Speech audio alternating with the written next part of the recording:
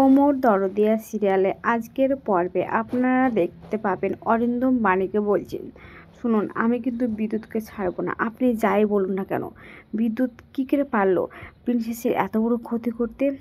ওর যে গালে লেগেছে, এর থেকে বেশি যদি কিছু হয়ে যেত তাহলে তখন কি করতো? তখন বাণী বলেন, শুনুন আপনাকে কিছু বলতে হবে না, আমি তোর মা, আমি তো আছি, যা বলার সব আমি বলে দেবো ঠিক বুঝিয়ে, আপনাকে কিছু বলতে হবে না। তখন বিদ্যুৎ বলেন, না আমাকে বলতে হবে, ওর ধারে ঘেঁষে আসতে চাইলে কিন্তু আমি ওকে রাখবো না, এবার কিন্তু ওর কিছু একটা ব্যবস্থা আমি করবই। এদিকে বিদ্যুৎ আসে হসপিটালে, আর এসে একটা ঠাকুরের ছবি দেখলে সেখানে এসে বলে, মা যা করে হোক না কেন তুমি ওই বাড়ির মেয়েটাকে বাঁচিয়ে দাও, নাহলে যে আমার ফাঁসি হয়ে যাবে, আমাকে যে জেলে নিয়ে চলে যাবে, ওকে যেভাবে হোক বাঁচাও। এদিকে তানিয়ার জ্ঞান ফিরলে তানিয়া বন্ধু বন্ধু করে চিৎকার করে, তখন নার্স এসলে শুনতে পায়, আর তখন নার্স বাইরে এসে বলে, যান আপনাদের পেশেন্টের জ্ঞান ফিরেছে, বন্ধুকে ডাকছে। তখন সেখানে অরিন্দম আর বাণী ছুটে আসে, আর এসে দেখে যে তানিয়ার জ্ঞান ফিরেছে। তখন তানিয়া ওর মাকে বলে, মা আমি খুব ভালো আছি, তুমি কান্না করো না প্লিজ। তখন ও বন্ধুকে বলে, বন্ধু তুমি তো অ্যাঞ্জেল, তুমি আমাদেরকে ছেড়ে কোথাও যেও না প্লিজ। অন্যদিকে দেখা যায় যে অরিন্দম আসে রিসেপশনে, আর সেখানে এসে জিজ্ঞাসা করে তানিয়ার খোঁজ করে। তখন নার্সটা বলে, আপনি তানিয়ার খোঁজ করছেন? তো হ্যাঁ হ্যাঁ তানিয়ার খোঁজ করছি, ও কি বেঁচে আছে? তখন নার্সটা বলে, হ্যাঁ ও কেন বেঁচে থাকবে না, ও তখন ভালোই আছে, আগের থেকে অনেকটাই সুস্থ আছে, এসব বলে। অন্যদিকে বিদ্যুৎকে বলে, আপনি এখানে চুপ করে দাঁড়ান, ওদিকে যায় না। তখন বিদ্যুৎ বলে, কেন আমি একবার দেখে আসি ওদেরকে।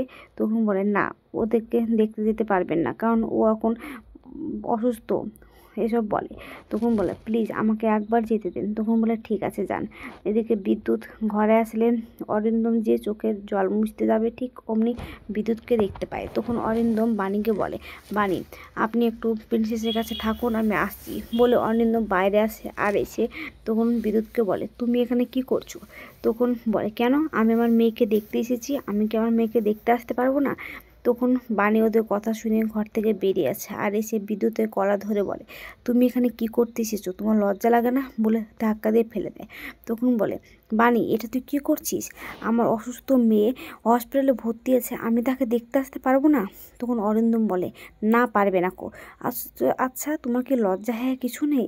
তখন বিদ্যুৎ আবার বাণীর কাছে যায় আর বলে, বাণী তোর বাবুকে বলে দে, মানে তোর বডিগার্ডকে বলে দে যাতে আমার সম্বন্ধে কিছু না বলে, কারণ আমি আমার মেয়েকে দেখতে এসেছি।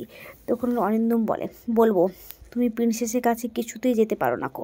তখন বিদ্যুৎ বলে, কেন তোমার আমার মেয়ে আর আমার বউর সঙ্গে তোমার কী সম্পর্ক, আজ তোমাকে বলতে হবে। অন্যদিকে মৌলি ওদের সব কথা চুপি চুপি শুনতে পাচ্ছে, আর ও শোনার চেষ্টা করছে। এদিকে বারবার করে বিদ্যুৎ জিজ্ঞাসা করে, বলো বলছো না কেন, আমার মেয়ে তোমার কে হয়, তোমার কাছে বলতেই হবে, নাহলে আমার আর আমার মেয়ের মধ্যে তুমি কেন ঢুকছো বারবার? ঢুকতে পারো না, ও আমার সন্তান, আমি ওর কাছে আসবো দেখতে, আমি কেন দেখতে আসবো না, আর তুমি বারণ করার কে?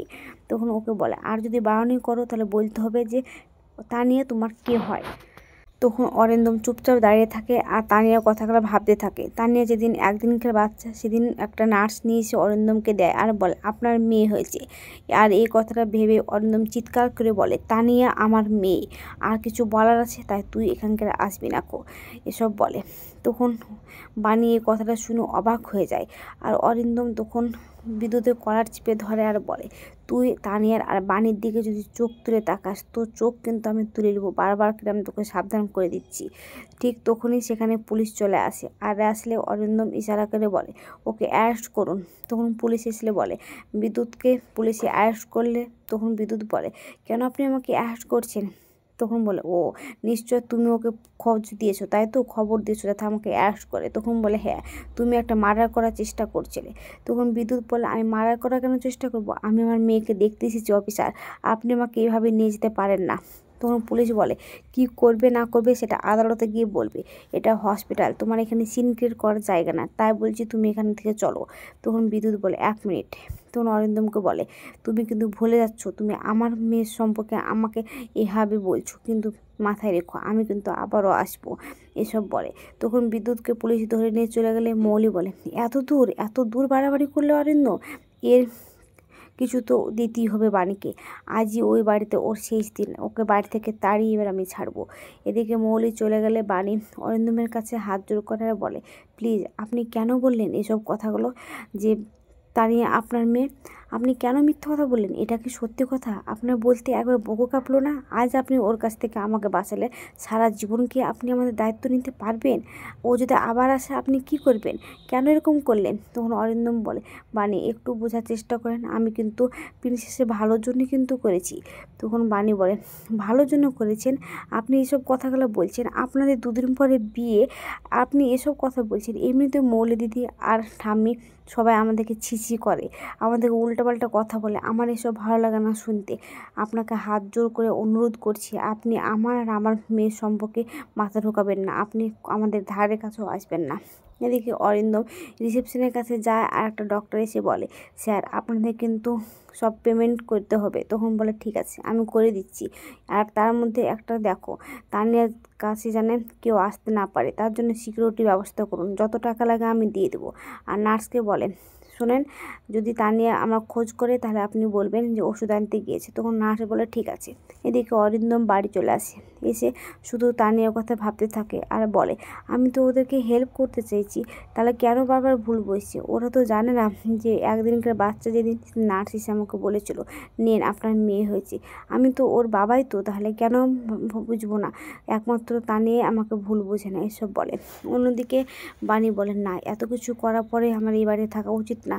মিস্টার চ্যাটার্জি যেভাবে বাড়াবাড়ি করছে তাতে আমার মান সম্মান থাকবে না, আমাকে এই মুহূর্তে বাড়ি ছেড়ে চলে যেতে হবে বলে ব্যাগপত্র গুছিয়ে নেয় আর একটা অরিন্দমকে চিঠি লিখে। ঠিক তখনই মৌলি সেখানে আসে আর বলে, ও আমরা না বলার আগে তুমি ব্যাগপত্র গুছিয়ে নিয়েছো, বাড়ি থেকে চলে যাচ্ছ, খুব ভালো কাজ করছো।